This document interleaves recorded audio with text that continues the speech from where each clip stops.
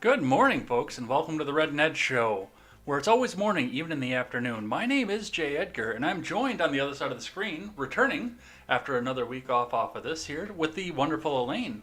Welcome back. Thanks. It's good to be back. I know that you had something that was popping up at the last minute there last week, and that's what brought you out for that. And unfortunately, I kind of missed that at the beginning there because my phone was in the other room charging. So all of a sudden, I'm sitting there like, uh-oh. Well, we got to figure something out, but we figured it out and we powered through, and we had a great week. It was a little bit of debate recap and a bunch of other stuff there, so it was good. You missed a good episode, but we got a massive donation that day too. Somebody dropped me a Ninja, 10,000 lemons. Wow. Okay. So that was what does that translate into? Just a little bit under $100. Oh, cool. I think, because it's 4,000 is I'm sorry, $30, not $100, because 4,000 is like $15. I had my exchange rate a little bit off there. Okay. Yeah, I'd say. But what a week, as we always say over on the show, because the news stops for nobody, and we're coming into an election year, and it just keeps getting worse and worse and worse as we go along here. So we have got a bunch of stuff to get to, as we always do over on the show, because it never stops. Looks like the McCloskeys are facing down an indictment that isn't related to what they originally were going to.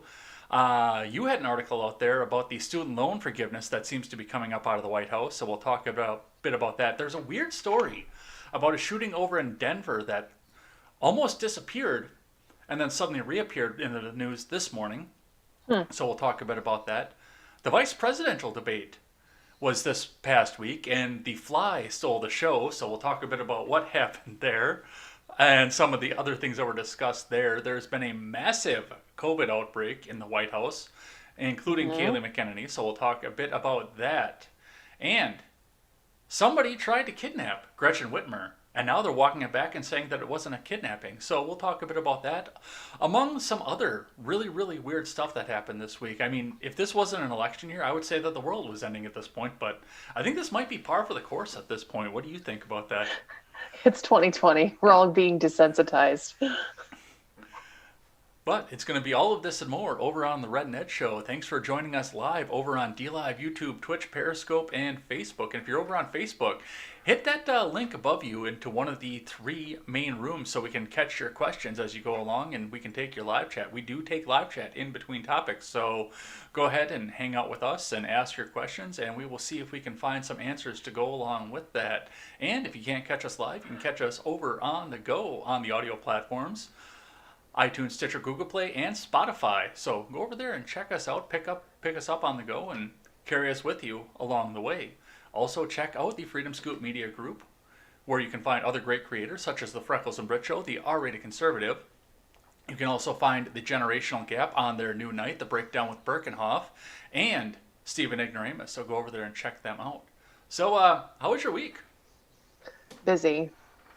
Yeah, you guys have got to be drawing down into the very end of everything. I wouldn't even want to imagine what it's like being on a campaign right now. Yeah, I had about 6 hours worth of meetings today. That's a lot of meetings. Yeah. And anything good? Well, nothing I can tell you. I know. No, I mean, it's all good stuff. Like, everybody's working really hard, trying to have a good, strong finish. Campaign trail is just, it seems like this year just gets more and more strange. The closer it gets to election day, it's crazy.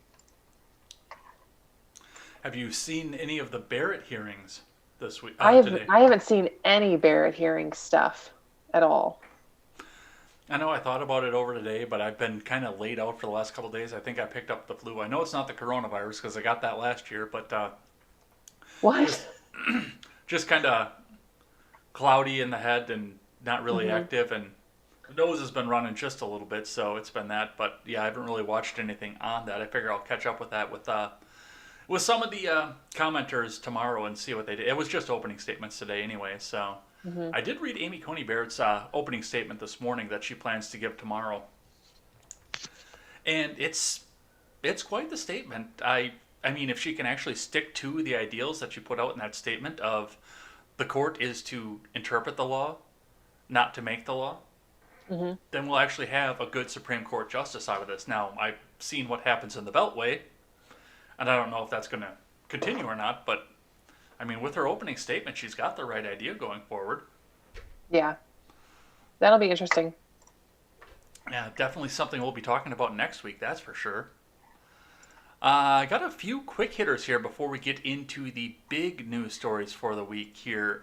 The McCloskeys are back in the news once again.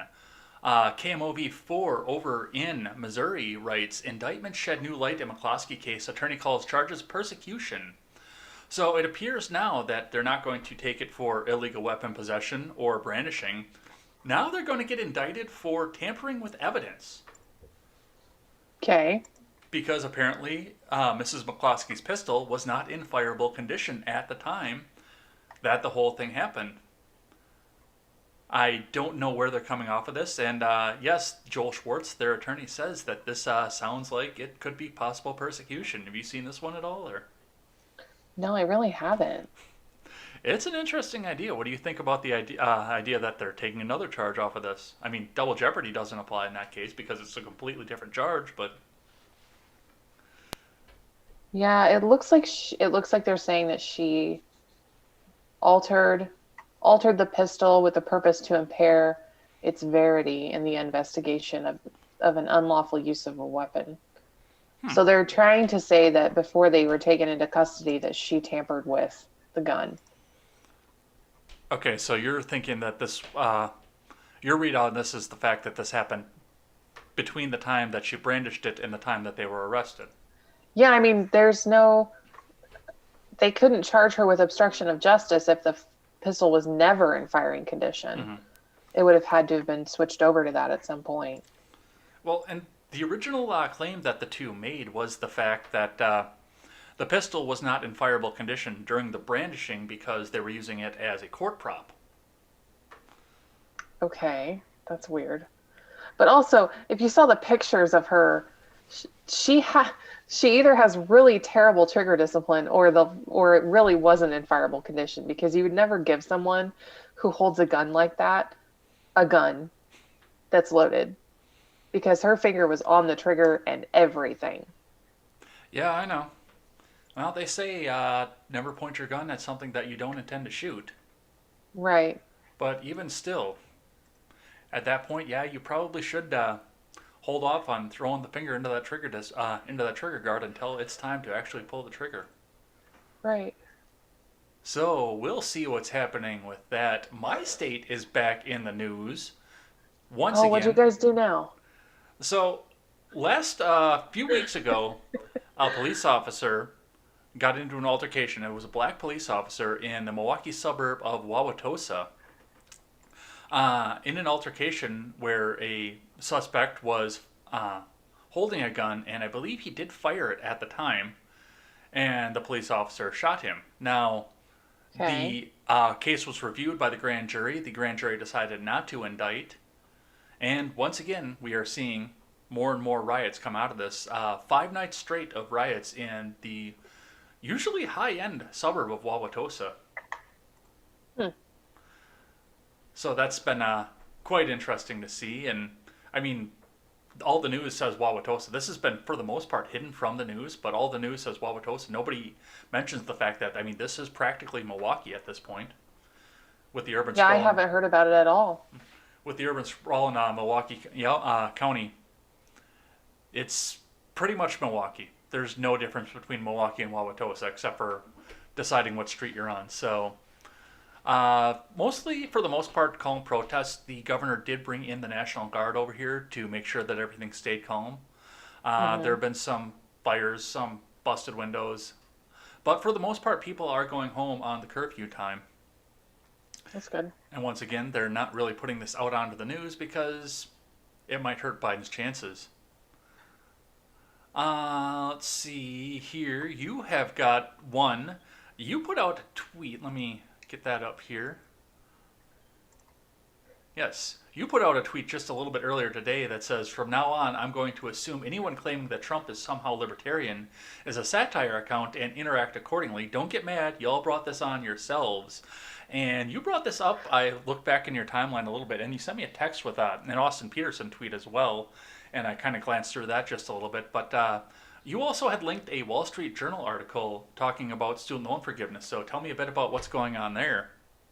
Well, he's basically adding student loan forgiveness to the stimulus proposal because it's popular. Yeah, that seems like a lot of the things that he does. Yeah, I mean, he's the one who pulled the plug on the negotiations last week. He said, "No, we're done," whatever. But now he's saying, "Oh, well, we can include, get this, 25 billion That's with a in B, student folks. loan forgiveness." So the overall package with that added in is 1.8 trillion dollars. Of money that comes from you. So Yep. figure that one out. Now you have to qualify for it somehow, but those parameters either have not been established or they just aren't published yet. But the total student loan balance for students in the United States is like 1.7 trillion. So it's definitely not meant to cover all of it. Um, and I don't know if it's meant to cover student loan payments that people couldn't make when they were out of work during COVID, Hmm. or if it's student loan forgiveness for people who make under a certain amount of money per year. Like none of that is public yet. But it's just added quite a bit of money to this stimulus package. Sounds a lot like vote buying to me at this point. Yeah, it does, doesn't it? But nobody would ever do something like that. Oops, I got an autoplay going there. God damn you, Fox News. And your autoplays. Speaking of the autoplay, that was actually what I'm bringing up off of this here. Another one coming down here. Netflix is back in the news for that damn film that we just can't stop talking about.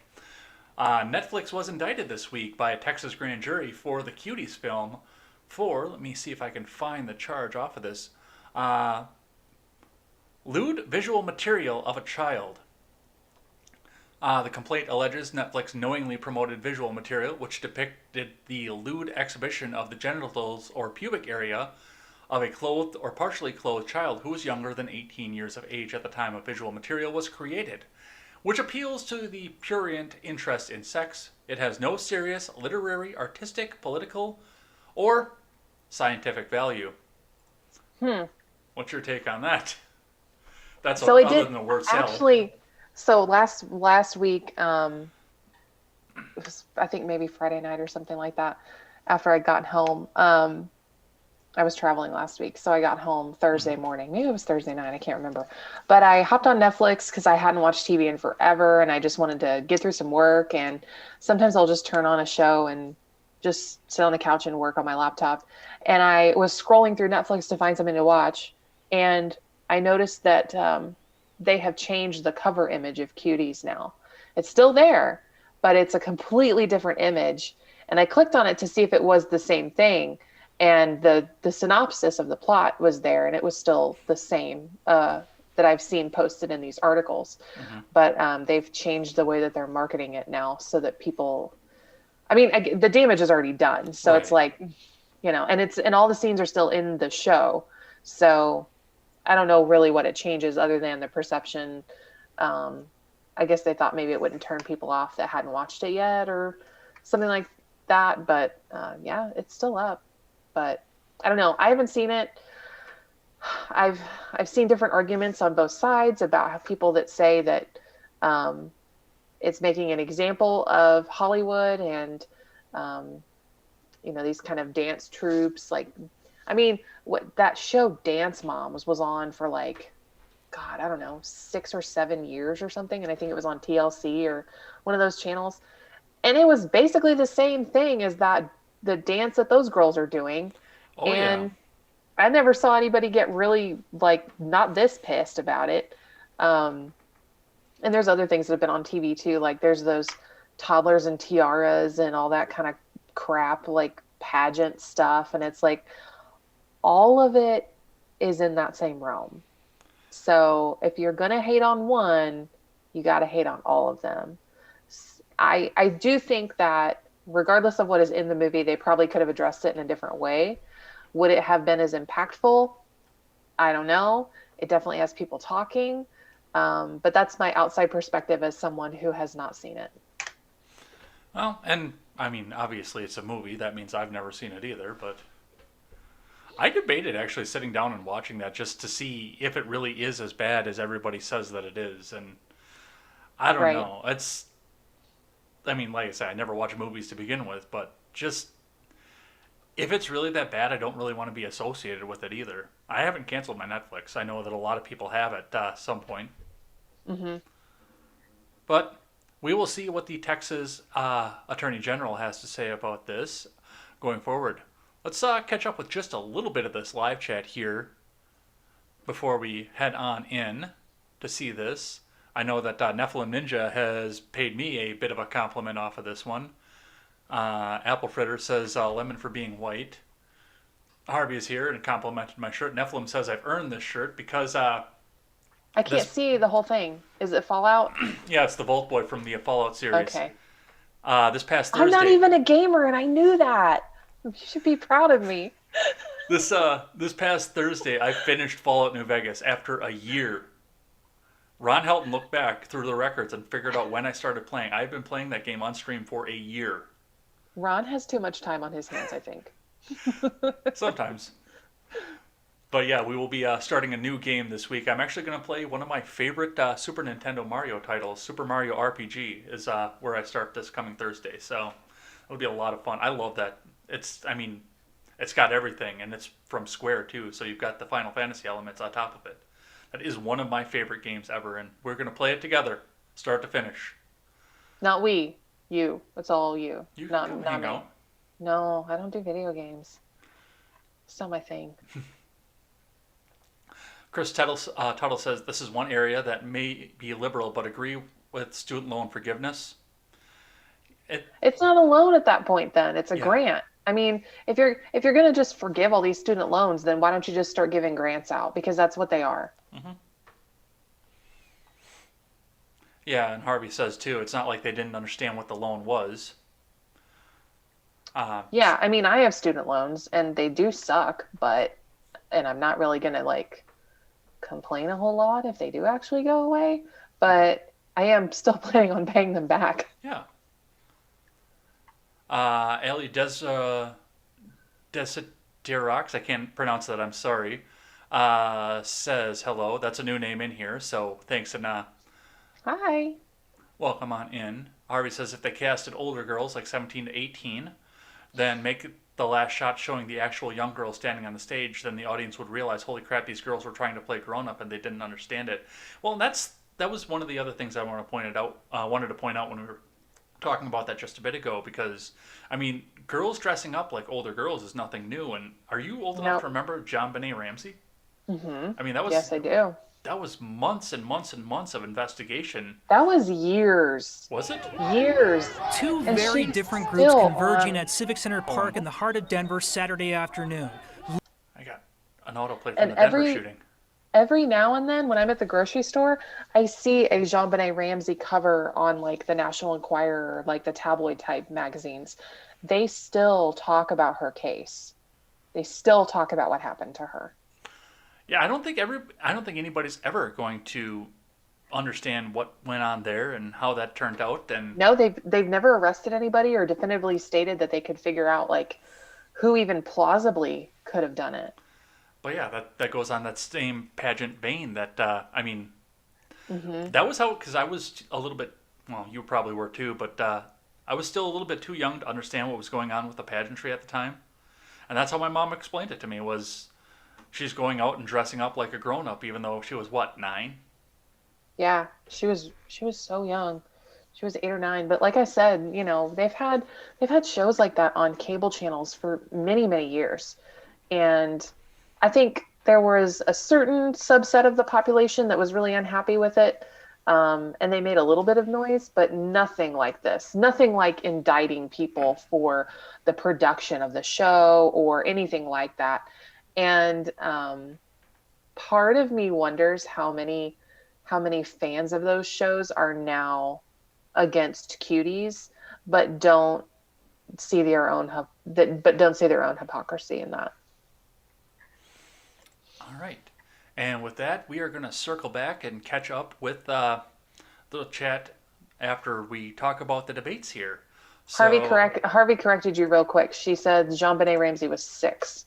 I kind of thought that she was young, like very young. Yeah. I didn't think she was that young. Oh my God, that is That's definite. terrifying. Yeah. Did you see the vice presidential debate? No.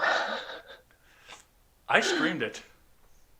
I would have had to have drank so much alcohol to get through that. I sat down with Chris Lokes from Lokes Takes and John from the Generational Gap, and then Harvey actually sat in with us toward the end and did a little bit of a recap, and she had quite the glass of wine in her hand too while she was sitting there talking about it. So the 3 or 4 of us rather sat down and talked about it, streamed it, watched the live video, and boy, does Chris like to talk, I can tell you that. But there was Micah, did you at least see some of the recaps and reviews of everything, or?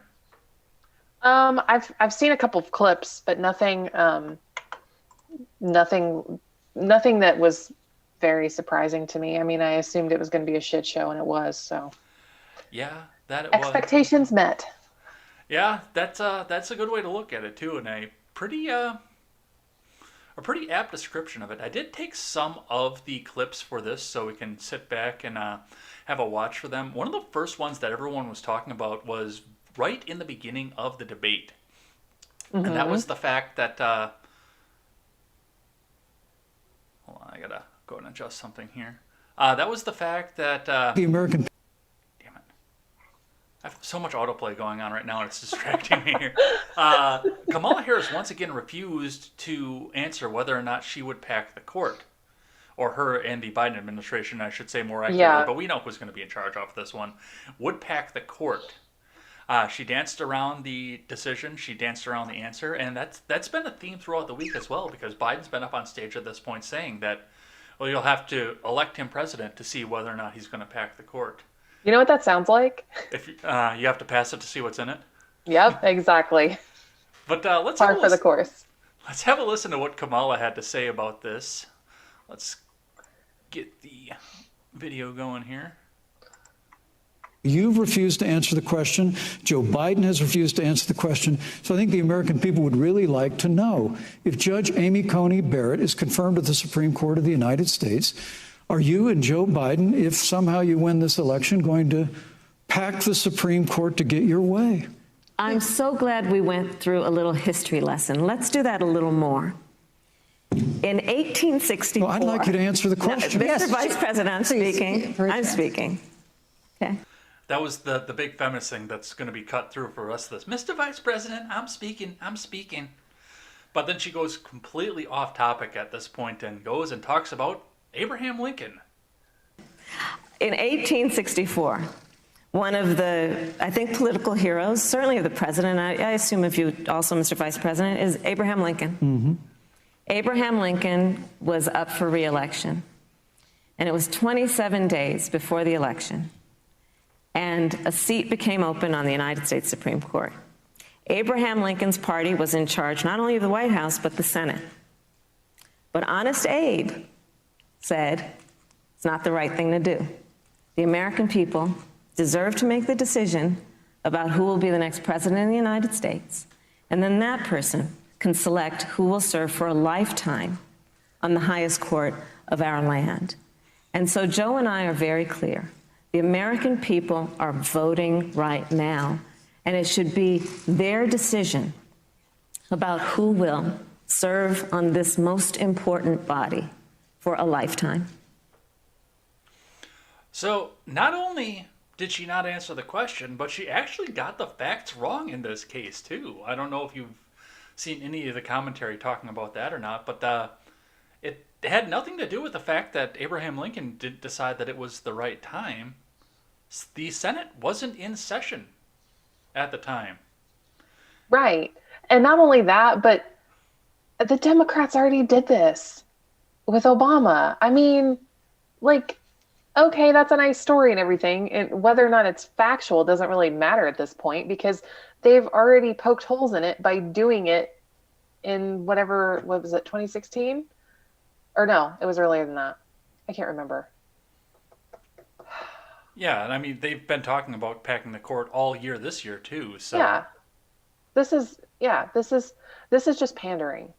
This is trying to be the good guy when you're not the good guy. That's all it is. well, this is American politics. Who really is the good guy at this point? Nobody's a good guy at this point. I got to ask this. Do you think that they will pack the court, given what we know going on? Because Yeah. Biden doesn't. He's not going to answer. Yeah, of course they would. Why wouldn't they? It's to their advantage. If they pack the court, it's their advantage. That's it. And that's all they care about. Yeah, but I've just been curious about the idea because we don't know what's going to happen because he won't say, you got to elect me to know what's going on. One of the surprising parts of this debate, though, was the fact that Kamala actually brought her record out. Shocking, because it's terrible. She did. She relied on her prosecutorial record for a part of this debate here, talking about Breonna Taylor. She was asked if justice was done with the Breonna Taylor case and the George Floyd case. So let's have a listen to what Kamala has to say, and then I've actually got the video clip of Mike Pence's rebuttal on the same topic. So, Okay. oh, tell me you're going to load. Technical difficulties.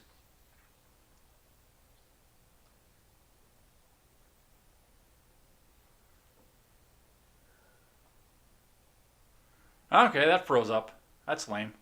Oh, boo. That is lame because the fact that Kamala Harris did bring up her prosecutorial record. Oh, man. I wish I could figure out why that does that, but yeah, I don't know. Let me get the next one up, though, with the rebuttal to see if that does anything a little bit better, at least.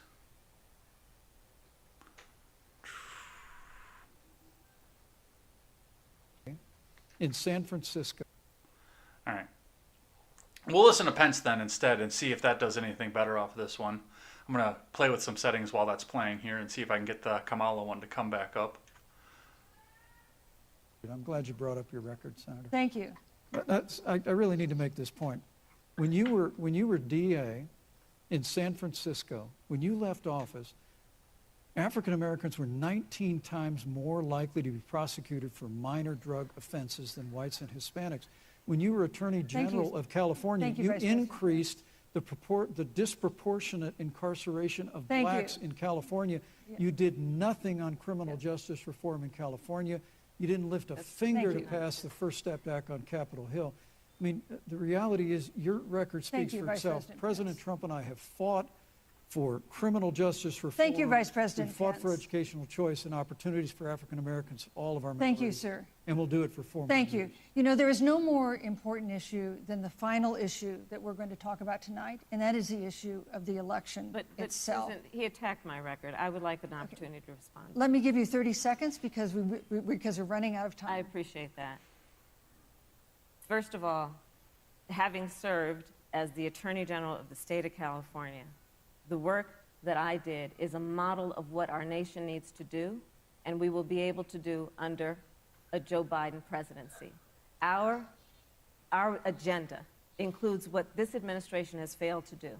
It will be about not only instituting a ban on chokeholds and carotid holds. Thank you. Not only, Thank you, Senator I would Harris. like to go through, These are points that you made earlier in the hour, and I want to talk about the election itself before we have to. but I want to talk about the connection between what Joe and I will do and my record, which includes I was the first statewide officer to institute a requirement that my agents would wear body cameras and keep them on full time. We were the first to initiate a requirement that there would be a training for law enforcement on implicit bias because, yes, Joe Biden and I recognize that implicit bias does exist, Mr. Vice President, contrary to what you may believe. We did the work of instituting reforms that were about investing in reentry. This is the work that we have done and the work we will do going forward. And again, I will not be lectured by the Vice President on our record of what we have done in terms of law enforcement and keeping our communities safe and a commitment to reforming the criminal justice system of America. Thank you, Senator Harris. And I'd like to pose the first, I'd like you to respond. So that's what they had to say on the record. I can probably skip the other video just because she covered a lot of her record off of this. And yes, okay, I was the first in California and in the United States to institute mandatory body cams. Well, Here's my answer. So the argument that I see most often that is basically excusing her from taking responsibility for any of this is that, well, she was the DA. She has to follow orders. Like, she has to abide by the laws that are on the books. And my rebuttal is very simple. Ryan Mears, the prosecutor in Marion County, Indiana, which is where I live, Indianapolis, came out last year after he was elected and said, I am not filing charges against anyone who has been arrested for possession of less than whatever it was, a gram or of marijuana. Can't remember what the threshold is, but he said, I'm not filing charges. So what does that do? What does that do to a criminal justice system in that county? It means the police are now no longer incentivized to arrest these people because they know that there's no charges going to be filed.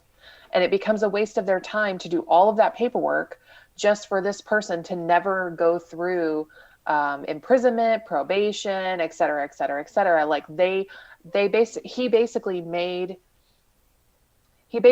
it not profitable anymore for police to arrest for that crime. She could have done the same thing. She could have said, guess what? I'm not filing charges against people who have done this. right, but then she wouldn't have the free labor for firefighting. And it has stood. It's not been challenged in court. Like, no, not at all. It's functioning perfectly fine. I had a discussion with a friend of mine who is a cop here the other day about it. He was like, I sent him a funny TikTok video of a lady in her car with a mask and sunglasses on, and her window was down, and it said, like, the caption said something like, when you get pulled over and you have weed in the car, and she rolls up her window and she sticks a sign on it that says, I have COVID. And I sent it to him because I thought it was funny. And he was like, yeah, that's hilarious considering no one gets arrested for weed anymore. They just don't do it anymore. Yeah. So it's saving a lot of people jail time, fines, court costs, like all kinds of stuff. She could have done the exact same thing, and she chose not to. Well, and one of the other things that came out of this and the response to the fact that she came out and was so proud of her record of what she did in California was a Twitter user put out this mosaic of pictures of all the black men that Kamala Harris imprisoned, making up a picture of Kamala Harris. Yep. I posted it on my Facebook page. Oh, I didn't see. Well, I'm not on your Facebook page. That's why I found it over on Twitter and put it up there because it was hilarious. I thought it was funny. Yep. I mean, the coloring is just amazing off of that. Yeah, I think they had to use some of the photos a couple of times to get the right shading and stuff like that. When you zoom out and it's not collage photos like that are very difficult to make. Yeah. One of the big talks of all this is, I mean, I watched the whole thing.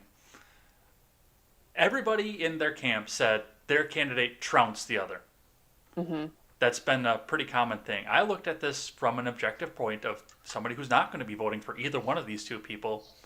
And honestly, I got to give that one point to Pence. But one of the other things that I pointed, and I talked about this too, Chris and I talked about this when we were doing the debate live stream that night, is the fact that, I mean, nobody remembers what went on in the Mike Pence, Tim Kaine debate because nobody cared. There was no I don't remember. Yeah, there was no reasonable expectation that either one of those two men was going to be president in the next 4 years. You've got to admit at this point that there is a reasonable expectation that within the next 4 years, we in this country are either going to be saying the words President Pence or President Harris. Yeah. I think there's a lot less likely of a possibility that we would see a President Pence than we would see a President Harris. Well, that was one of the things I was questioned too, is the fact, and nobody had a good answer for that. Nobody wanted to talk about that, but that is the fact that the moderator brought up.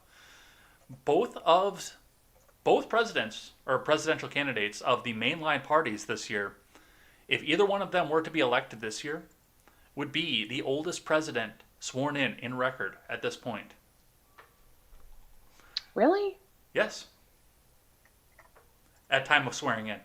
Oh, okay. Yeah. I was like, I don't know. Both of them at this point would be the oldest in history. Kind of makes you long for a third party at some point. How did we get to this point? How did we get to this point? Oh, wait, we have one of those. Should probably start voting for it. Yeah. But given the fact that going through the next day off the debate, the mainstream media could only talk about one thing and one thing only, does kind of also make me think that, yeah, maybe this one could be a point Pence, because they really couldn't say anything off of that. And that is, let me get this video queued up here. Oh, I'm not in the video screen. That's why I can't find it. The fact that in the middle of the debate, in the middle of an answer, I got to get this queued up and back to full screen for a second. There was a very, very strange visitor on the stage coming. So let me get that up here and transfer it out here so everyone can see this here. So yeah, and just in the middle of the answer, he didn't feel it, he didn't stop or anything, and a fly landed on the middle of Mike Pence's head, leaving us tons and tons of memes about the 1985 and the 1959 movie. Let's see what that looked like. Is a great insult. There it To is. the men and women who serve in law enforcement, and I want everyone to know who puts on the uniform of law enforcement every day, that President Trump and I stand with you. And it is remarkable He's just sitting there. that when Senator Tim Scott tried to pass a police reform bill, brought together a group of Republicans and Democrats, Senator Harris, you got up and walked out of the room. And then you filibustered Senator Still sitting Tim there. Scott's bill on the Senate floor that would have provided is a great All right. insult. Yeah, so, and he sat there for a good 2.5 minutes with a fly on his head. This happened in 2016 too, though. There was a fly on Hillary's face. Yeah, I don't remember seeing that, but I do remember people talking about that as, Oh yeah, they were like, "Oh, flies swarm around shit" and stuff like that. I was like, "Wow." well, yeah, and they said the same thing off this one. Yeah. What was the actor's name that was in the 1985 Fly movie? Because I could see his face, and I cannot think of his name right off. I could see his face. What movie? The Fly. Oh God, I It don't was know. the same guy that was in Jurassic Park, and I can't think of his name. And he was in the last Jeff Avengers Goldblum? movie. Yeah, Jeff Goldblum, that was it. Okay. I was like, you never watch any movies, so who could this person be? Yeah, the Jeff Goldblum memes the next day were just out of this world. They were everywhere. Who won the debate? Jeff Goldblum. That's hilarious. So on the takeaways of everything that you've seen from, like you said, you had mentioned that you hadn't seen the debate in full, but from what the commentary, what's your takeaway from this past debate? I don't know. I mean, they're both terrible candidates. I mean, Mike Pence is Trump without the personality. And Oh, I laughed at that harder than I should have. he is. I mean, he's exactly the same, just with more Jesus and less tweeting. And I mean, Kamala Harris. I'm not wrong. No, okay? you're not.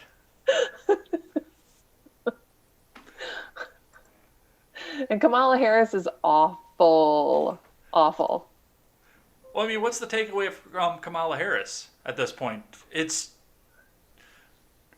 Joe Biden wrote the 1994 crime bill that Kamala Harris used to crack down on weed and get all that free labor in her prison system at a time where ACAB is on every courthouse across the nation. Yep. So and I said this about the presidential debate too. I don't know who won that debate, but America lost. They lost the presidential debate too. Yeah. I mean, come on. Ron Helton says Pence is supposedly not a womanizer. Supposedly. Spartan says, at least Pence is nice and calm. I feel like I could live with him and not get angry. It makes me angry every time I think about the fact that he supports electroshock therapy for gay people. I've never seen any corroboration of that story. I'm not saying it's not true. He was a former governor. He was a former governor of Indiana, so this is pretty well known here that he really doesn't like gay people. Yeah, I knew that. I've never seen. And honestly, it's one thing to be homophobic but not vote like you are. But he voted like he was. So if you're for I don't know, if you're for restricting the rights of people because of their sexuality, then Pence is your dude. I want to talk just a bit about the setting that we saw from this. Just the kind of the way the stage was set up, the kind of feel that came off of this here, because I think that was really, really important to the message that the debate commission, which won't let Joe or Spike get on the stage with any of these people, unfortunately. But the setting that they tried to put off of this, and I'm trying to think of what this woman's name was that was moderating it, because she had a story with that too, and I want to touch on that. Moderator. Sorry, I'm Googling. Googling furiously. Susan Page. So the first thing to think about with the setting of the debate is, I mean, you looked up on the stage and you saw plexiglass shields everywhere, people sitting at a desk 13 feet apart from each other.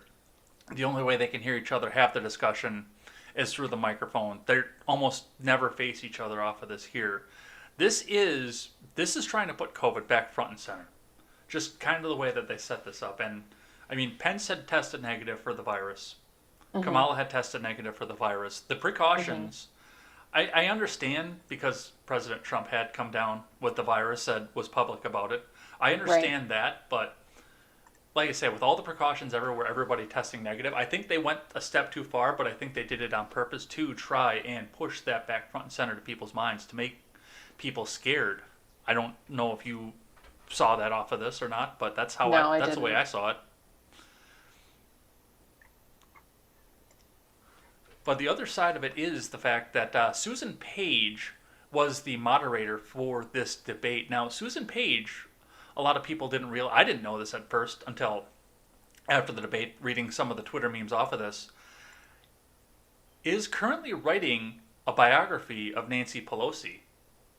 And some of this does go along with the fact that we're also seeing, and I've got the tweet from Steve Scully as well, this almost looks like the debate commission is stacked against President Trump, and of course third parties, because who wants to hear the debate commission is made entirely up of Democrats and Republicans. So if that's who they both decided would be a moderator for them, then that's on them. Yeah, and you and I have talked about this extensively off mic too, the fact that, because we've talked about Joe Jorgensen being on the debate stage and how you could get that. We've had long phone calls about this. Yep. Mostly between me and driving between where I'm sitting now and the city my girlfriend lives in. We've had long conversations about this. Yeah, it's a complicated issue. It's not just as simple as, oh, well, why don't you just go to the debate? You can't. You absolutely can't. And something that a lot of people didn't realize, and still don't realize, is that the contract that these candidates have with the CPD says that they agree to not take part in any other debates either. So that means the CPD has a monopoly on the presidential debates. Yeah, you taught me that. for the Democrat and Republican candidates. That's what their contract says. So if they participate in any other debates, it invalidates their contract and means that they can't participate in the CPD debates anymore. Yeah, because that came up when you and I were talking about the Rogan thing. Because they can't go on Rogan either to do that. Yeah, Donald Trump was like, yeah, I'll go on Joe Rogan. He can't. I'm sure someone was like, shit, somebody has to explain to Donald what contract he signed because he obviously didn't read it. I'm sorry, but I feel like that is the way that happens all the time. I was going to say, I I'm feel sure like that's it the way a does. lot of conversations in the White House cabinet start. Shit. Can somebody explain this to him? Right. I feel like there's someone that probably, I feel like that there's probably a staffer who literally has to read his Twitter feed because they can't stop him from doing it before he does it. But then they can like send someone into his office once a day to be like, Mr. President, we know that you tweeted this, but that's not actually possible. And here's why. And he's probably mad about it. And like, why can't I just do what I want? And they have to explain to him, well, there's this thing called the Constitution, and there's also this thing called a contract that you signed, and then there's also this other thing, and then there's also, I don't know, court precedents or whatever, depending on what it is. And they have to explain to him, like, sir, we're sorry, but you have to actually walk that back because you can't actually do that. And I feel like that's probably someone's job or multiple people's job in the White House, is that they have to do that. Well, and given that, of course, that he has been CEO and in charge of so many things for his entire life, I think that has been a little bit of a shock to him as well. I talked about it last week when I was flying solo, and that is after the Walter Reed visit, driving around, and everybody freaking the fuck out about the Secret Service agents in the front of the car, forgetting completely about the pilot of the helicopter, the Secret Service agents in the helicopter, and the Secret Service agents in the room and in the White House as well, forgetting all of them, but freaking out about the Secret Service agents in the car. I have seen on TV Donald Trump buy a car. One of the Top Gear challenges was the 3 guys from Top Gear were driving up to sell him a car, a high-end car. Donald Trump owns a car, but he can't drive on his own. And I think that had to be a shock to his system too. It's hilarious. He's a servant of the people. Which I'm sure that we look at our politicians as leaders now, but for the fact of the matter is, he is not allowed to drive a car as the president because something could happen. Right. Yeah. Kind of makes me not want to be president, even though I promised our YouTube following that if we get to 2,000 subs by 2022, I will run for president. We can make that happen. Yeah, but I don't want to stop driving. But yes, you are absolutely right. There's got to be somebody out there that is... Damn it. He said it again. Shit. I just pictured 2 staffers running into his office. Mr. President, you can't actually do that. We know that you want to, but you can't. And then the discussion that follows about why he can't do that, because obviously he wants to do what he wants to do and he doesn't want to be told no.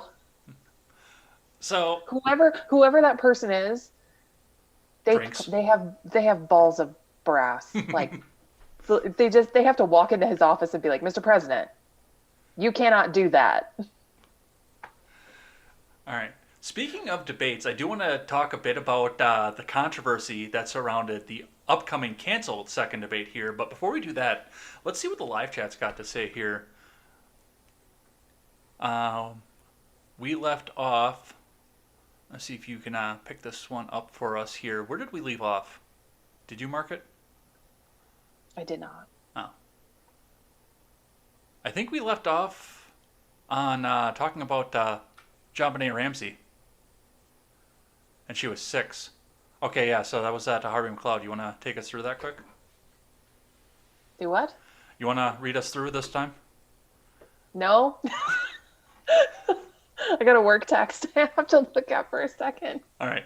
That's fine. I can take it. I found the place where we left off, so. Don't make me panic like that. Harvey says she drank alcohol because, yeah, she popped up at the very end of the debate and walked us through the recap at the end. Remember when Mike said, I want the record to reflect that she didn't answer the question? Yeah, that's true. She didn't answer the question. She went right around that. Mm-hmm. Yeah. I was like, go, Mike, go! Sips wine. Go, Mike! Nephilim says, I don't know the context of Abraham, but it might have been a political calculation to be reelected. No, it was the fact that the Senate was not in session at the time. And then as soon as the Senate came back in session, they pushed the guy through. Mm-hmm. Harvey says, yet they only talk about the fly. Yeah, we talked about that. Would it be strange if they lost California because of her? Callie doesn't even trust Kamala. That would be... Yeah, I don't think that's going to happen. Neither do I, but... Nephilim Ninja had quite a bit to say about her. Dumb bitch, one of the reasons we and Callie can't have new model guns. Gun roster. Let's see. Mimiting, is this guy German? I mean, I've got German lineage. I'm mostly Scandinavian, but yes, I do have German in my lineage, so...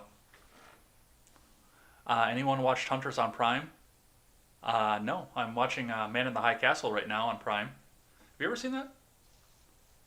I've seen like the first episode. It was really slow for me. I didn't really get slow. into it. I love the actor Rufus Sewell or something like that. He's in it. He's good. I don't know who that is. I'll have to look at that at some point. But yeah, it's a good series, definitely. If you haven't checked it out, I recommend that one highly. This is not a paid endorsement from Amazon. Trust me. How much did they pay you? If Amazon was paying me, I wouldn't be doing this on a 4-year-old HP laptop that doesn't have enough processor. True. Very true. Nephilim says, I don't get what the buzz is all about, and he said that while we were talking about the flies. And then everybody was yelling Jeff Goldblum to me because I couldn't think of the guy's name. Like I said, I could see his face. I just could not think of his name. I haven't seen that movie, but I knew that he was in it because I remember reading it in a book when the movie was new. No, it wasn't when it was new. What book was that in? I don't remember. I'll have to think about that. But they were talking about The Fly. Spartan says, at least Pence is nice and calm. I feel like I could live with him and not get angry. There was much discussion about whether or not he actually does support gay conversion therapy. I don't think he's ever come out and said he doesn't support it. Mm-hmm. Yeah, like I said, I knew that he was not a fan of the boys who like boys. I knew that. That kind of goes along with that deep Christian thing. It's the same reason he won't be in a room alone with a woman that's not his wife. I can see that and I can understand that, but I've never seen anything about the forceful conversion therapy. Yeah, I'll see if I can find it.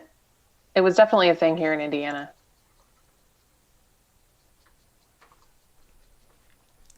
Nephilim says, Jay. Oh, okay. What's up? Sorry, Harvey clarified. She said, yes, he did support some sort of conversion therapy if they wanted to do it voluntarily, but it wasn't forcible. I think where the rub is that there was no provision to prevent parents from forcing a minor child to do it.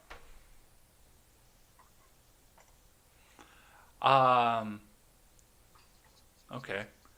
Yeah, no, I don't understand the whole situation, but I don't understand conversion therapy either, so. Well, that's why some states like Alaska just passed a law saying that conversion therapy for minors was completely outlawed. Mm-hmm. I guess because they just don't trust that someone is not coercing them and all of that, so they want to make sure that they have informed consent from an adult. Nephilim says, J. Edgar would surely show love for the roads if he were elected, even if he couldn't drive. Harvey pointed out, too, she thinks that it's all ex-presidents can't drive anymore either. So that would definitely be something to change my mind about that. Well, even if all ex-presidents have Secret Service detail. Mm-hmm. So they probably do have a driver. That's lame. I like driving cars. And I wouldn't have to show love for the roads because I drive a 4x4. All right. We'll circle back for a little bit more live chat after we talk a little bit more about the next debate that will never come here. So the debate that was on and then off and then changed formats and then was off again and then on again and then off again. And now it's just a town hall with Joe Biden. And a rally with Trump. I have the best rallies. I won't sit behind a computer. I'll have a rally. It'll be the greatest rally. So, NBC News writes, the second presidential debate between President Donald Trump and Democratic nominee Joe Biden slated for next week has been canceled, the Commission on Presidential Debates announced on Friday. Frank Fanrenkop, the co-chair of the commission, told NBC News on Friday that since both campaigns have indicated they have other plans, the Miami face-off set for October 15th between the two candidates will not go as planned. So, a little bit of a review on the timeline off of this. First off, right from the beginning, as soon as the vice presidential debate was ending, the talk was already coming out that they wanted to change the format of the stage to make sure that Joe Biden didn't catch coronavirus. Now, Trump is cleared by his doctors at this point that he no longer has the virus, he is cured, and he is, at this point, not contagious. Now, he says that he can never get it again. I don't know if that's true or not. I don't think anybody knows that that's true because the guidelines keep changing like every 2 weeks. But yes, he says that, his doctors have come out and said he's not contagious. He is cleared to go back and start campaigning, to rally, and to go to the debate. But yeah, he's already at a rally. He tweeted earlier today that he was on his way to Florida for a rally. yeah, I knew he was going there. I didn't know if it was going to be... Yeah, he's probably out there right now, too, isn't he? It's 7:30 Eastern time. So yeah, he's probably standing out on stage saying, Joe Biden was afraid to debate me, but I'm here to talk to you, my favorite people, the best people. That sounds like something he would say. Yeah, absolutely. So then we went off to a point where the stage was going to change, and then it went on to a virtual debate in which Trump said, I have no interest in doing that. That's nothing. That's not something I want to do. No debate, no virtual debates. It's pointless. And then we just came out and canceled it all out entirely, which your employer put out a tweet expressing some sort of interest in that. Let me get that one up here. On October 8th, Joe Jorgensen tweets out, I will be very happy to virtually debate Joe Biden if real Donald Trump wants to sit this one out. Let Biden and I have a go at debates and save what's left of your credibility. Hashtag debate mayhem, hashtag election 2020, hashtag debates 2020. Now, you're actually on the inside of this one here, so what is your take on this statement? Well, I mean, Joe will always debate one of the two-party candidates. Like the Libertarian candidate will always want to be included in a debate with either or both of the major party candidates. Like that's the stance, period. Like it's not just her. All of the candidates want that run for president in the Libertarian Party. That's ultimately the goal, is for debates to just include the third party candidate, especially in election cycles where we get 50 state ballot access plus DC. That means we have the mathematical probability of getting 270 electoral votes, and therefore should be included. Yeah, I mean, I wouldn't mind actually seeing a different position on some of this too. I mean, with Gary Johnson, I think it would have been interesting to see because he was a Republican governor or mayor? Governor. Governor. He was a 2-term governor in New Mexico. Yeah. So, I mean, he's got that draw from the Republican side too. I think that would have been an interesting way to see. Yeah. Now, after the first debate, I can't imagine that a nice lady like Dr. Jorgensen would have loved to be on the stage, probably in the middle of that back and forth. That would have probably been a little bit more intense than anybody would ever want to deal with. I don't know if you have the same idea of that, but that was quite the intense situation that went on there. What? The first debate? Oh, yeah. It was awful. I mean, I didn't pay attention to any of it because I was working, but yeah, it was crazy. I should have loaded the picture. Do you remember the Family Guy episode where the German puppeteer was essentially grooming Chris? And then Herbert, the old pervert, decided to get in his old army uniform and fight the German puppeteer who wound up being a Nazi soldier? Do you remember that episode? I don't know if you ever saw that one. Oh, it was hilarious. It was two old men, one with a cane and one with a walker, fighting back and forth with each other, and that's what I said the debate was. Okay, yeah.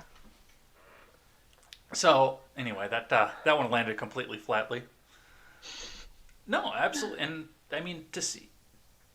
I mean, the woman's got her ideas out there. She wants to be president, so why not let her go out there and explain where she stands on some of these issues? Didn't you say that Cohen was out there answering all the vice presidential debate questions live as it was going on as well? Yeah, he did.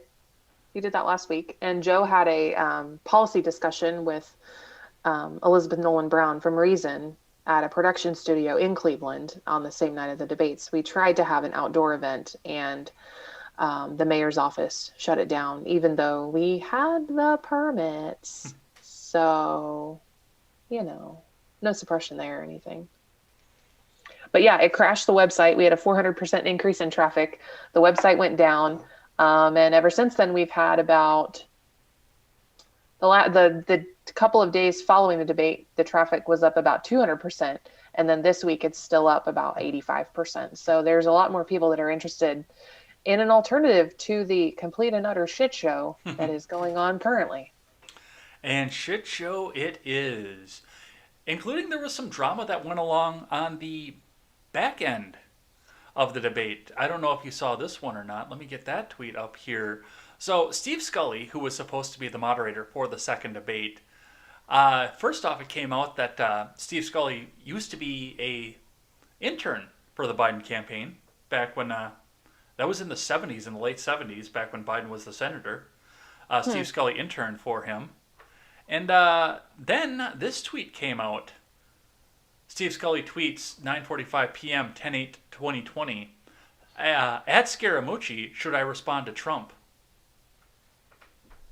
Of course, referring to former press secretary Anthony Scaramucci, who had one of the greatest names in politics, because we could all cite the Queen song. That was great. I loved those memes. But yes, now a person who is supposed to be the impartial moderator for the debate is asking one of the staunchest Trump critics in the world whether or not he should respond. Now, Scully first came out and said that he originally thought that he was DMing Anthony Scaramucci, but now he's come out and said that his account was hacked. So I don't know if you saw any of this past week, but I did, yeah. It's a lot of shit show, that's for sure. What's your take on this? Yeah, and so apparently he has claimed this before when tweets have gone out like mistakenly from his account. He has had embarrassing tweets or something that just didn't quite make sense, kind of like that. And every time he has said, my account got hacked. I mean, I wonder if I could use that when I say something completely ridiculous and off the wall. I mean, with the fact that what they did, the deep fake of that kid from Parkland, I shared that video last week. At that point, I can say something just overtly racist over on YouTube and just say, oh, you know what? No, that was a deep fake. Don't worry about that. I got hacked. Right.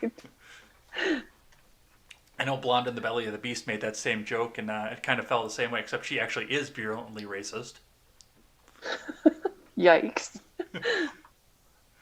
But I mean, this whole setup for this upcoming debate was, well, to use your word, an absolute shit show. Nobody knew what was going on. Nobody knew what was happening. They were trying to change all the rules at the last minute. And I mean, to be completely honest, I don't blame the Donald for trying to back out on this one, because everything was changing at the last possible second. Just like the mail-in voting thing. They're trying to change the rules at the last possible second, and I don't know. I don't like the way that looks. Trump agreed to an in-person debate on contract. We're going back to this contract thing. Mm-hmm. Yeah. I mean, I would imagine that under the circumstances of this year that we've seen that the difficulty in hosting large events, I would think that they put provisions in there just in case there were outbreaks and they couldn't have, debates in the traditional way that they normally do with a crowd and like with an in audience or an in studio audience and things like that.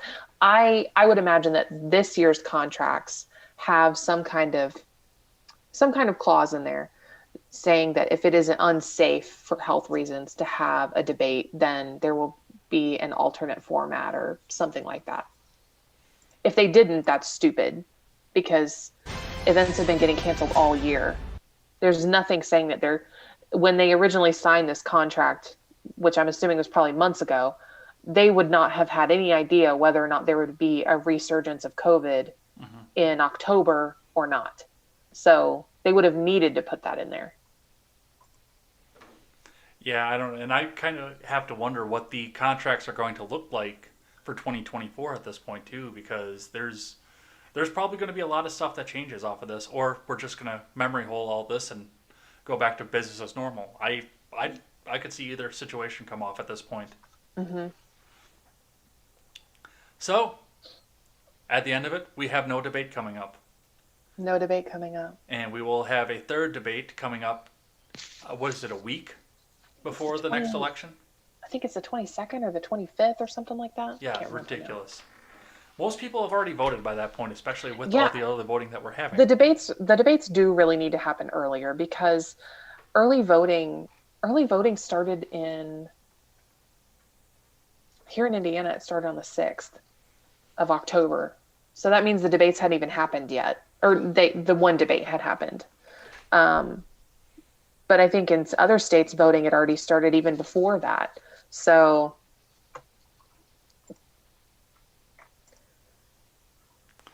I just want to drop something in here from the live chat here, because Chris Tuttle can't see everybody else's chat because of the way the Periscope is set up, but they can see his or hers. I don't know who Chris Tuttle is, but they can see his or hers. But Ron says to Chris, look up the Battle of Athens, Tennessee, which absolutely look at that one.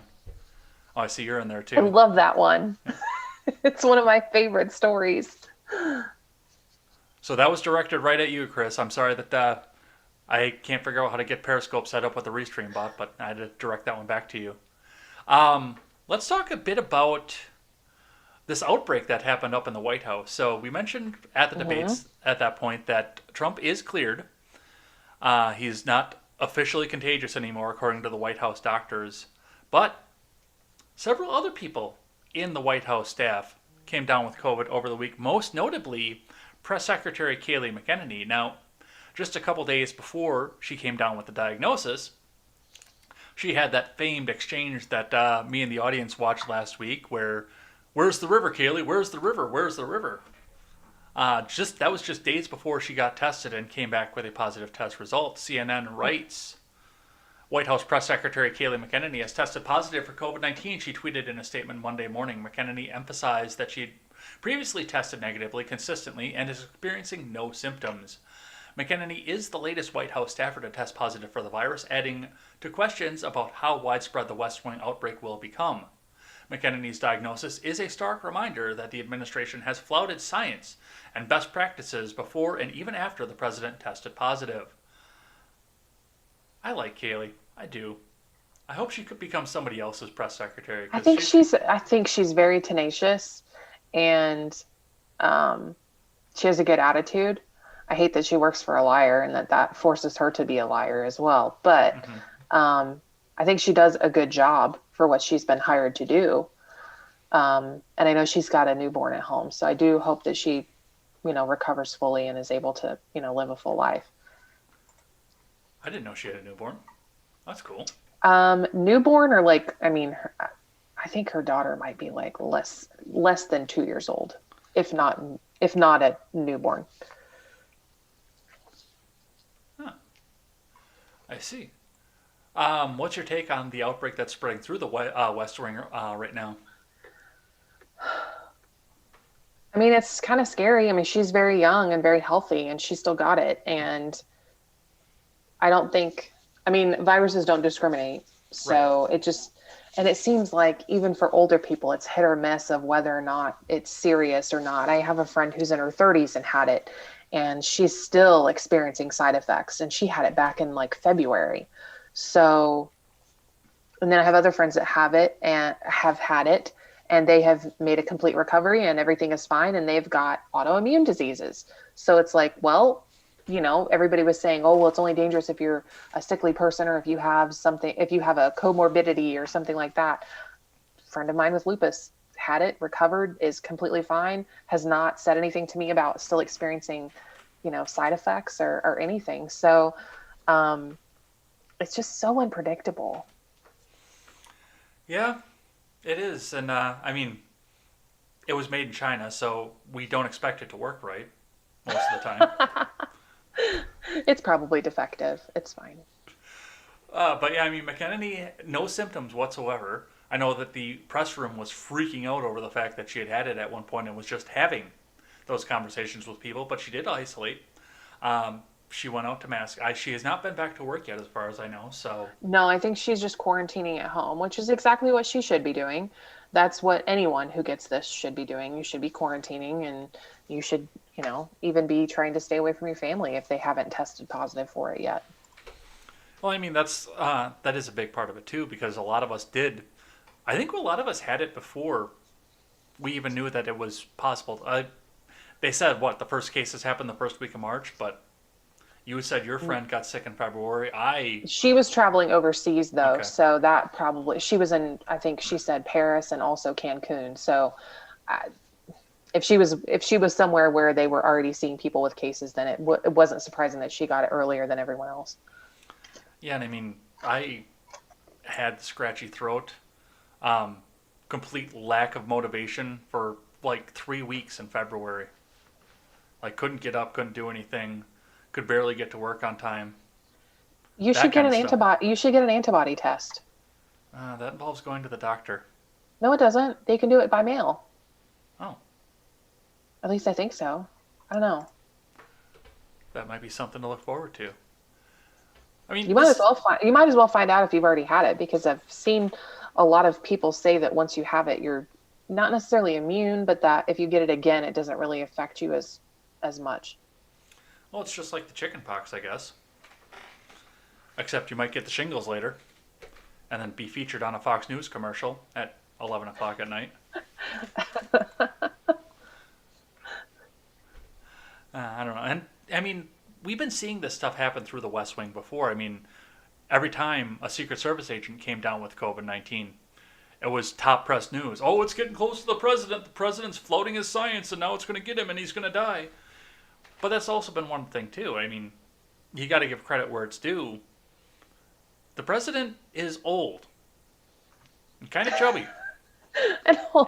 And 3 days, for the most part, was where he was the most symptomatic, and he kind of went off on his way. He beat this thing. Mm-hmm. Which... Yeah. But like I said, it's totally unpredictable. Mm-hmm. Well, yeah, I mean, if you listen to the mainstream news only, too, you think about the fact that you go take your test, the test comes back positive, and then the nearest phone to you rings, and you hear a voice on the other end that says, 7 days. I have seen that movie, by the way.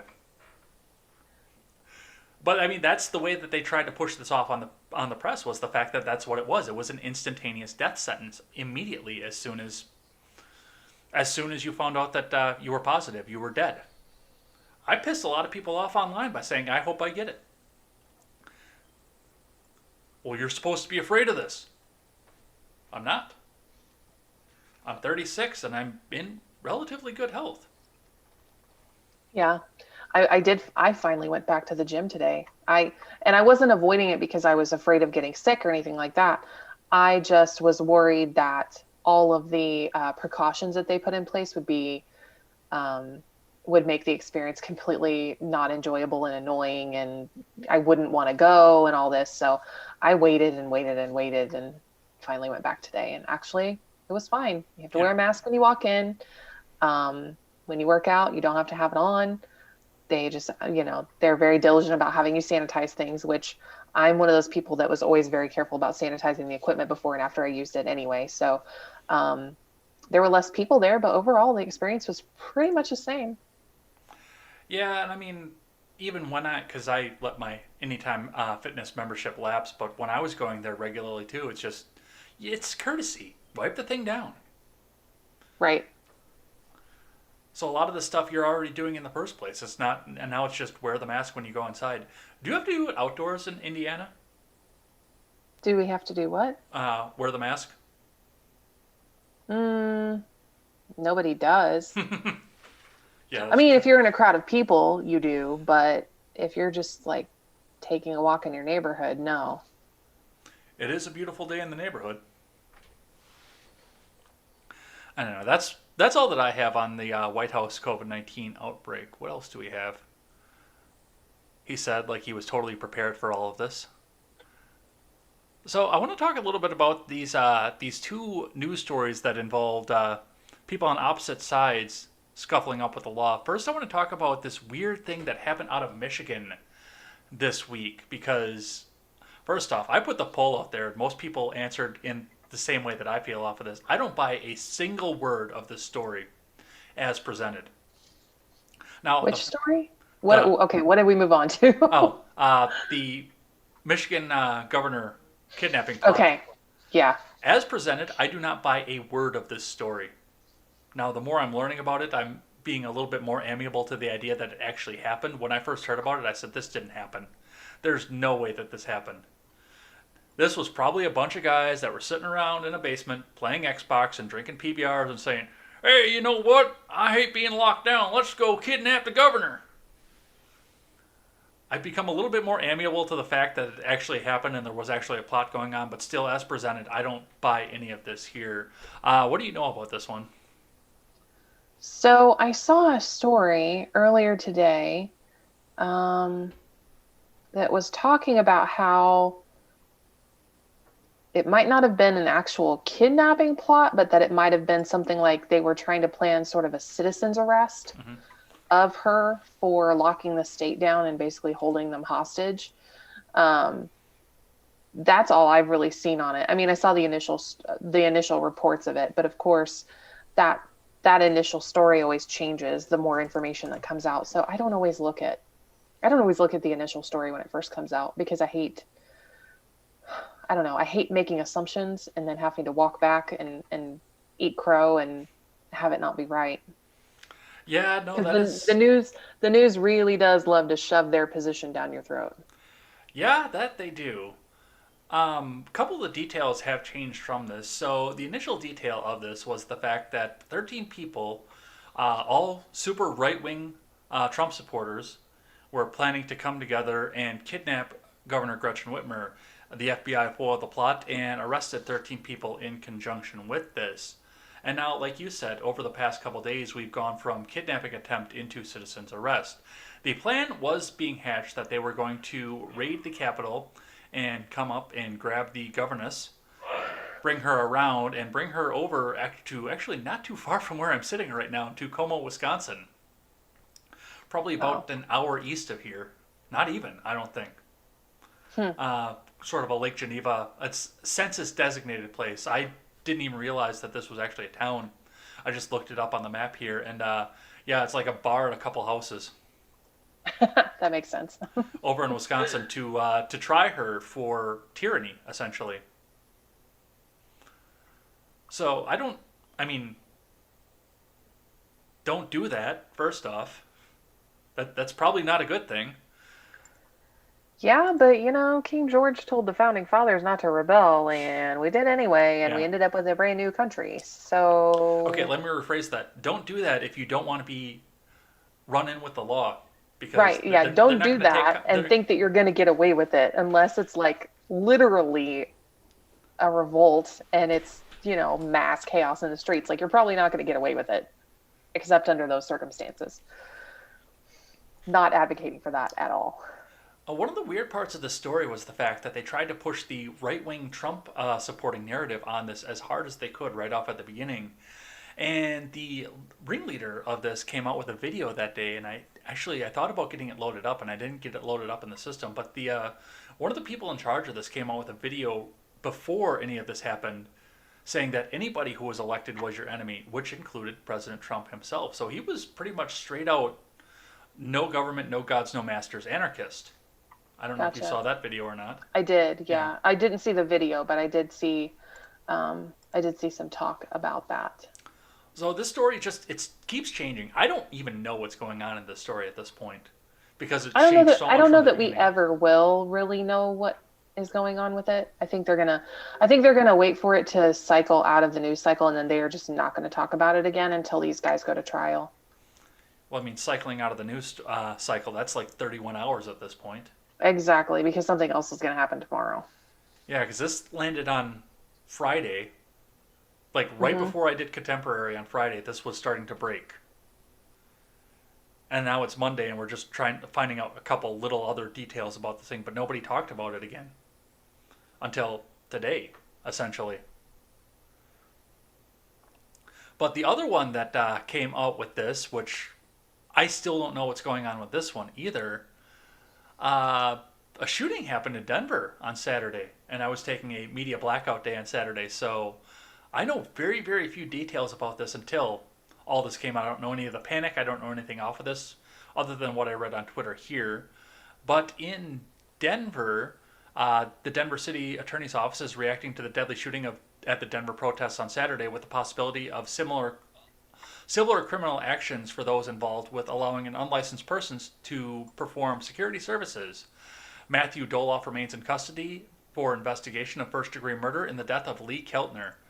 So apparently, and I'm a little fuzzy on what led up to this, but apparently Matthew Doloff was a private security guard without a license hired in Colorado for a news station, and while he was on site during dueling, I don't know if they were protests or demonstrations, but during dueling protests or demonstrations, he was standing out there on the ground. Somebody sprayed bear mace at him. I don't understand why. I still haven't come up to that detail yet. And then he turned around and shot back. So if you know any more about this story, I welcome your input to this one, because I don't lost. I don't know much about it at all. It has been crazy confusing. I've been trying to follow it since I got up this morning, and I cannot figure out what went along with this. I know that the detective agency that he worked for, the private investigation firm, also foiled a plot back in history to assassinate President Lincoln. So they have a deep, deep history with this, but I am completely lost with this story. It is nuts. What have you heard about it? I don't know. I've seen people get mad and say that how can you defend Kyle Rittenhouse but not defend the security guard that did the shooting, because the other guy did actually attack him with mace. And then there are people that are saying that using mace on someone doesn't mean that you can kill them, and it's like, well, I mean, mace is painful, it blinds you, it incapacitates you. So this person that did the shooting had absolutely no idea that this person wasn't armed with something else that was lethal. So in order to protect himself, like, once you can't see, like, you're incapacitated, that's it. So he had no idea whether or not this guy was going to just pepper spray and then draw a weapon. Like, who knows? Well, I know a lot of the things that were coming out about this were more of, I mean, the Matthew Doloff guy was supposedly had ties to Antifa. I have not seen a confirmation of that, but of course I also wasn't following this right from the beginning. I guess his social media showed a lot of ties to Antifa, and they didn't release his name right away, which was very, very suspicious of this, because I guess they got the guy into custody right away. A lot of people over on Twitter were saying they didn't release his name because they were making sure that his social media got scrubbed before they had the chance to talk about anything that he did or anything he was involved with. So I am suspicious of this. Yeah, I think everybody should be. Because I think everybody should be suspicious of the news regardless. Oh, yeah, absolutely. I mean, don't take what we say as gospel, because we get it wrong sometimes. I have no idea what's going on with this. But at least we're honest about it. Yeah. So that's what happened with that. I think we're probably going to talk a lot more about that if the news cycle keeps going the way that it's going. We'll talk a lot more about that next week. I just wanted to get that one up there and say that this is absolutely crazy at this point. That was really bright. I just caught the corner of my eye. All right, let's catch up with the chat here. Then I got just a couple more to talk about, and then I've got a video here that is just cringe-inducing, and it was so stupid and it made me laugh so hard. I actually used it as the entire opener for Contemporary one day this week. Because it was that stupid. Instead of just doing my regular recap in the morning, I played that video because it was that stupid. But let's see what the live chat's saying. You got it up, or? I do. All right. Oh, Ron left. He's going to go put his chickens to bed.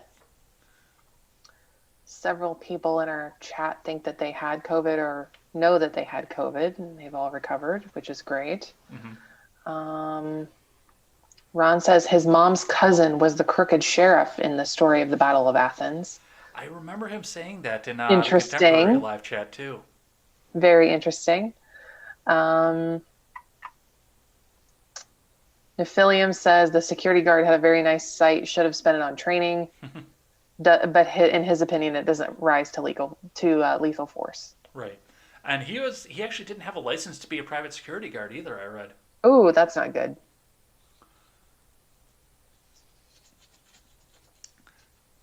Harvey said, I said account was hacked, but I'm still a bitch though. Oh, I missed that. We talked about the Battle of Athens. We did. All right. We good? Yeah, we're good. We're caught up. All right. So Nancy Pelosi raised eyebrows this week by saying during talk on a completely different topic that they were going to be raising the idea of having a committee to institute the 25th Amendment. The Daily Wire had to put their own spin on the title. Crazy Nancy wants a coup. Trump GOP fire back at Pelosi over 25th Amendment meeting. So apparently Pelosi came up in front of a crowd of people this past week and stated the fact that it was time to come together and have a panel as to whether or not they could institute the 25th Amendment. Now, the 25th Amendment states that the cabinet can come together and decide whether or not the president is mentally fit and acute enough to exercise his duties, but the vice president does need to be involved in the decision from this, so I don't know where she's getting from this, but she also pointed out the fact that she wasn't doing this with anything to do with Trump. It had nothing to do with him, and everything else was done, which kind of sets the tinfoil sensors in my head going off on here and wondering what they have planned for the upcoming administration if, for whatever reason, it should go to Mr. Biden and Mrs. Harris. What did you see on this one? What? That doesn't even make sense. What do you mean? Something about it going to Biden. I don't know why that would be the case. Think about it. Who's waiting in the wings behind Biden? Well, yeah, Kamala, but still. Well, I want to get your take on this before I drop my tinfoil into this. No, drop your tinfoil, because I haven't followed this. My tinfoil on this is the fact that, what we've been saying about the Biden presidency from the beginning is true, that he's only there to get elected and get out of the way for Kamala Harris to do so. And now they're putting this committee up in place to kind of make sure that it happens in case he gets up onto the reins and decides he doesn't want to give up power. Okay. Because, at this point, it would be way too soon, or too close to the election, to form something up this for Trump. And they seem to be so convinced that they're going to win this election. I don't think they are. No, I don't think they are either.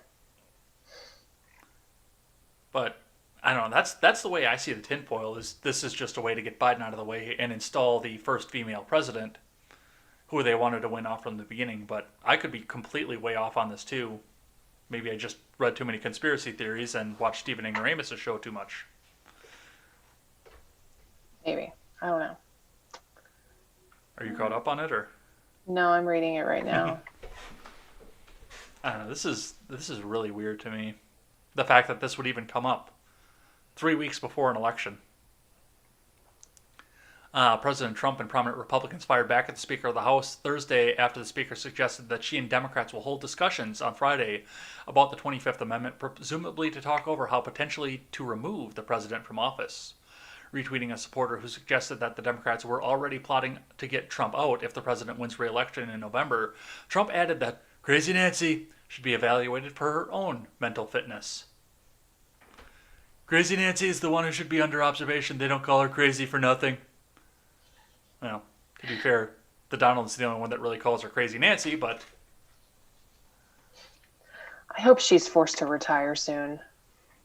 She's just such a scourge on Congress. Yeah, that I can see. I don't know how she got to beat the Speaker again. Wasn't there anybody else more cognitively available to take up the role, or was...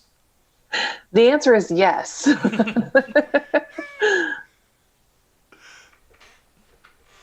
I don't get it. And then Kevin McCarthy sitting here waiting in the wings to try and get the House back, too. He's also crazy. Yes, he is. But yeah, I think this is paving the way to get President Harris installed. I really do. Because they're dead on set that they're going to win this election. Otherwise, I don't know why they would be talking about it. It's just nuts. Like, I don't think, I mean, I hope that this doesn't continue. Like, I hope that this does not become a new trend. I don't know. I just can't wrap my head around it. Like, what if it actually happened? What, Biden winning? Well, like Biden winning and then Kamala taking over. Like, that's like unfathomable to me. One, because I don't think he's capable of winning. But two, because we've never had, I don't know. We've never not had a peaceful transfer of power. Mm-hmm. And we've also never been in a situation where a president has retired for not being able to do the job. They've always been, if they've been replaced by their vice presidents, because they've been assassinated. Right. Or they've died in office from some other like natural cause. Well, I know the 25th Amendment has been invocated a couple times before, but it's always been just on a temporary basis. When Reagan got shot, Bush was there waiting in the wings to come and take over, and he did take over very temporarily until Reagan got better. I mean, it wasn't an end all, but that they did invoke the 25th Amendment for that, for the transfer of power for Bush to become the president. God, I hate saying those words out loud. But for him to assume the duties of the president temporarily while Reagan was in recovering. I mean, in fiction, we've seen some of this too. We saw, if you've ever seen Designated Survivor, when it was the same situation. When the president in that show got shot, the 25th Amendment was invoked in order for the duties to be carried out while he was, once again, recovering in the hospital. I know that there was talk, wasn't Nancy Reagan, who was the one where they said that the wife was the one that was pretty much running the country? The name escapes me, but I know there was... Hillary? It was before that, but I like that. Where I think it was one of the Roosevelts was sick, and then his wife was running the show for a little while. Maybe Eleanor Roosevelt. Yeah, that was it, Eleanor. Okay. I kept thinking it was a Nancy, but yeah, Eleanor Roosevelt, they say, was running the country for a while. So, I mean, it's not like the 25th Amendment and its uses aren't new, and it's not just for removing the president permanently. Mm-hmm. There are situations like when Trump was on oxygen, I'm sure that there was talks about the 25th Amendment to make sure that we still had a president while he was in Walter Reed. There were a lot of talks about doing that for Pence to take over while he was in Walter Reed. But of course, with the way that Twitter works, people were talking about it becoming a permanent thing. Yeah, I don't know. So this, I mean, it came out of left field. People are calling it a coup, and I don't think it is. I think this is... I don't think it is, but once you push that button and you invoke that nuclear option, it gives the other side the power to do it too. And Democrats and Republicans always ignore and forget that. Oh yeah, we're going to see a lot of that this week, in fact. That's going to be a lot of fun to watch, and we are going to see a lot of that this week. There will be massive implosions. People screaming. Heads will cave in. Did you see that they're already sitting outside the Supreme Court in the Handmaid's Tale robes? Yes. Did you see that they're wearing masks? Yes. Did you see the irony in that situation? I'm protesting for bodily autonomy, but the government is telling me I have to wear a mask. I didn't think you were going to miss that. No, I didn't. It's funny. All right. So we've got one more left? Two more. Two. Okay, let's do it. Actually, I'm going to switch the order of these here because I want to end on this one out of de Blasio. So let's talk a little bit about Michigan. Chuck Schumer decided that he was going to pump a bunch of money into a Michigan Senate race to help Gary Peters. Republican John James is trying to unseat Peters this November. I'm going to read briefly from Fox News here. John James, the Michigan Senate GOP candidate, raised $14 million in the third quarter and is within striking distance of upsetting incumbent Senator Gary Peters, according to a Tuesday campaign memo obtained by Fox News. In a sign of the competitive race, the super PAC, aligned with the Senate Minority Leader Chuck Schumer, is pumping $5.4 million into ad spending in Michigan this week alone to help bolster Peters. The memo, authored by James's campaign, also revealed Chuck Schumer's Senate Majority PAC will spend $5.4 million in 1 week. This is the most money they're spending on any Democrat in the entire nation, James's general consultant Stu Sandler wrote in a confidential memo obtained by Fox News. They're very nervous about John James, and they should be. First off, I want to see where the finance board for the elections go, because I feel like that is a violation of campaign finance law, but I don't know it enough to be able to. If it is, we'll find out within the next 48 hours, because they're not going to let that slide. But yeah, I mean, he is just out there pumping money left and right into this race because he wants it, right? And that's been one of the things that's been talked about.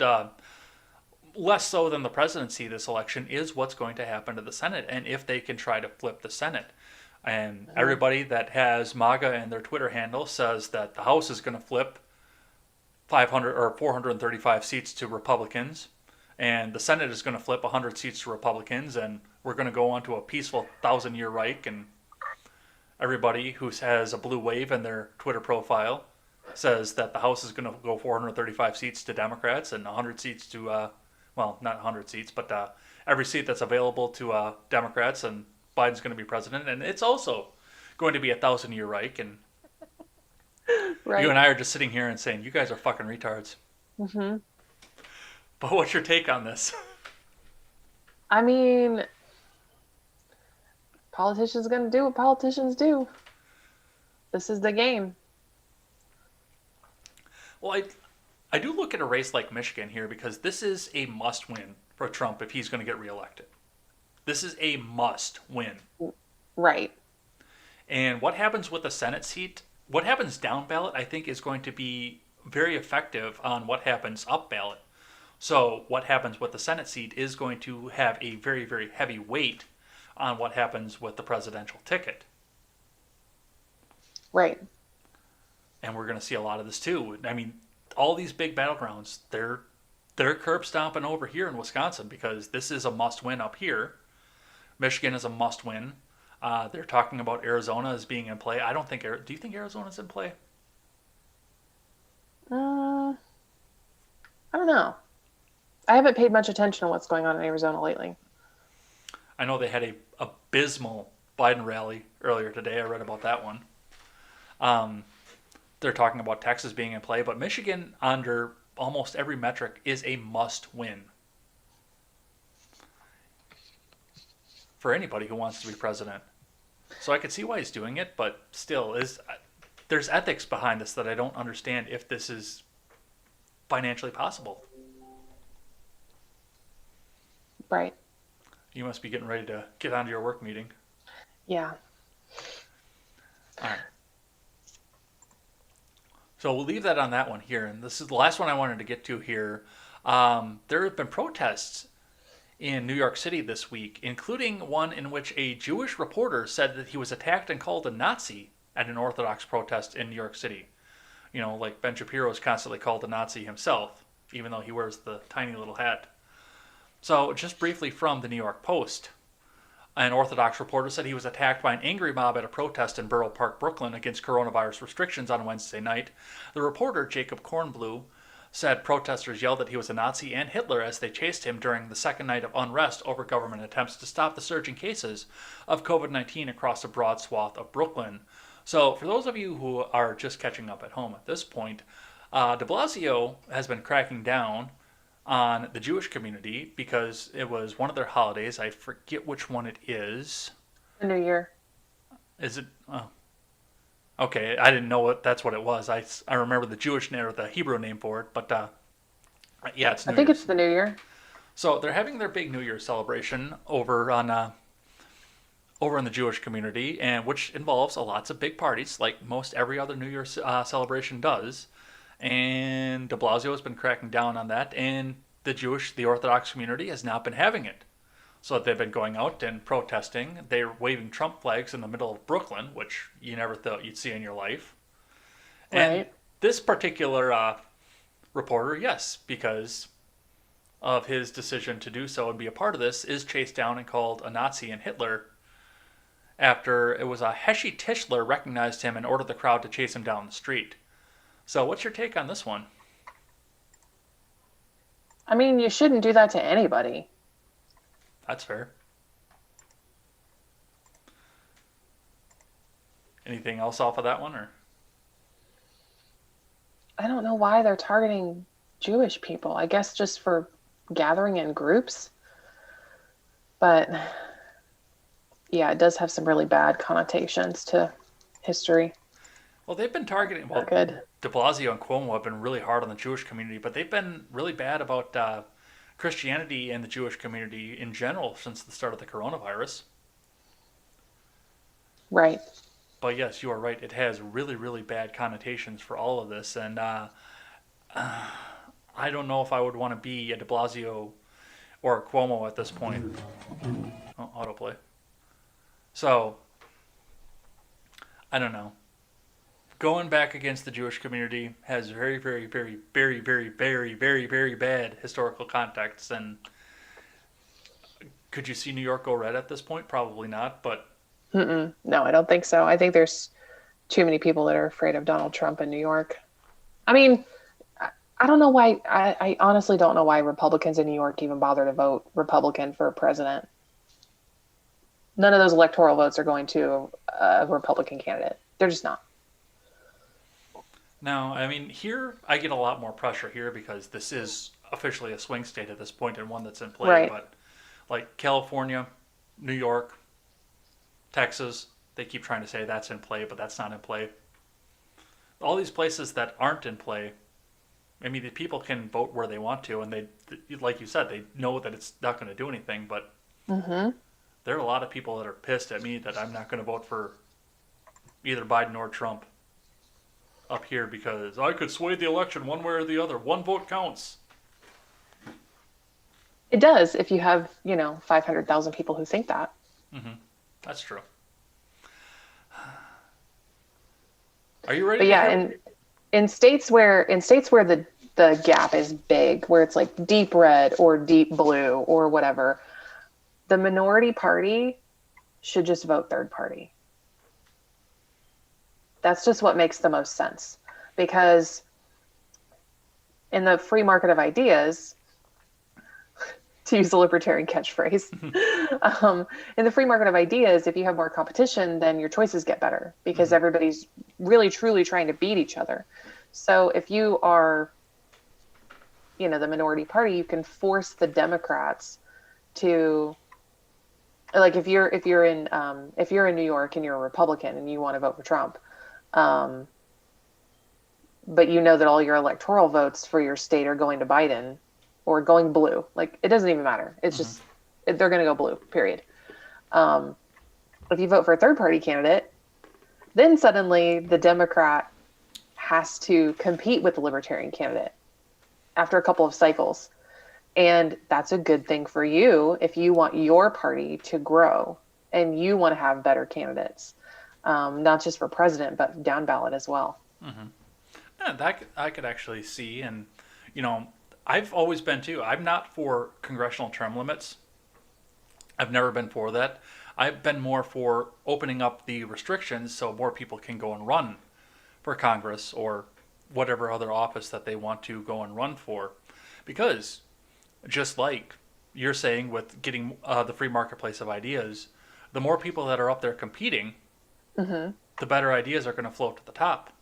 Right, exactly. So if you're a Democrat, you're going to get better Democratic candidates instead of the DNC leadership forcing you to accept someone like Biden. And if you're a Republican, your candidate choices are going to get better too.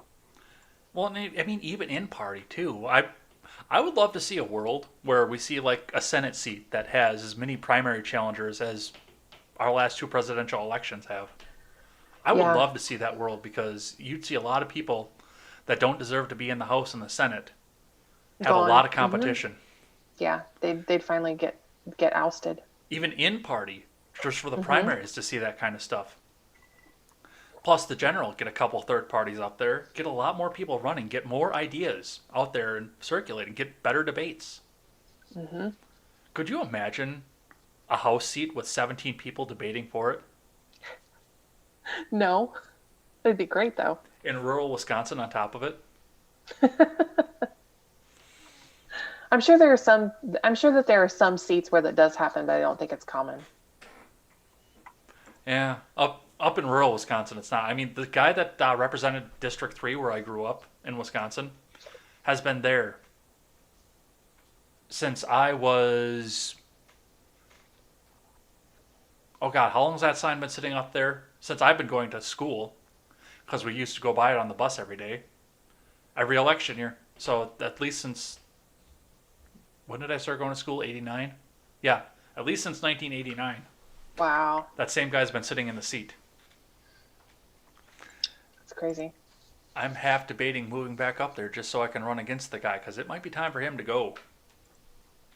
Not that I think that district will ever go Republican, but and that's probably where I would run if I went up there. Maybe a third party, but for the most part, I think I would go Republican. Anyway, we are completely off topic on that one at this point. Are you ready to hear elder abuse in the worst form? What? My No. surprise stupidity is Biden, because he said something Oh, I really was like, stupid this again. sounds terrible. No, please. He said something stupid again. Oh, So, okay. Biden was up talking about why it was that he was able to quarantine and shelter in place, and he said it in the worst possible fashion. This was so bad, as I mentioned at the top of the show, I used this as my intro to Contemporary on Thursday. Rather than just going around with the news, I just played this again. So let's have a listen to how Biden feels about this situation. You see, geez, the reason I was able to stay sequestered in my home is because some black woman was able to stack the grocery shelf. And you see, geez, the reason I was able to stay sequestered in my home is because some black woman was able to stack the grocery shelf. Because some black woman was able to stack the grocery shelf. Because some black woman was able to stack the grocery shelf.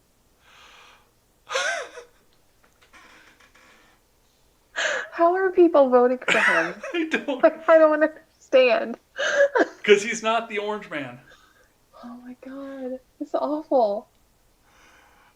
And nobody doing covered it? the story. This was one-off, bottom of the page Fox News I story. have seen it though. I have seen libertarians talking about it because we talk about everything. I've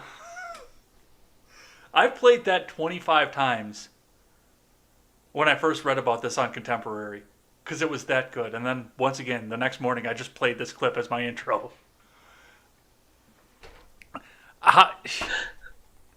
The hatred of the orange man has got to be strong in order So strong. for this guy to be able to get away with that. They could have had Tulsi Gabbard. Man, they could have had Tulsi Gabbard. They could have. Christ, I think Yang would be better at. He's soft communist at this point. I know. I know. Castro. I don't think that American people are ready to say President Castro yet. Ooh. No, I don't think so. I don't think we're ready for that here in this country. I think you'd lose Florida at that point. Yeah. But I mean, even he had better ideas. Booty Judge.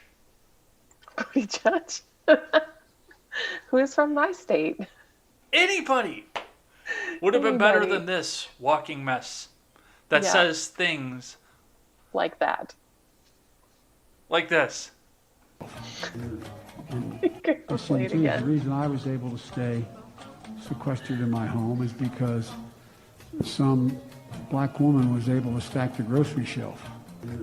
And you see, geez, the reason I was able to stay sequestered. I have no words for that. Wow. All right. That's a show. All right, you want to carry us out with some live chat here? Man, actually, the live chat was completely quiet.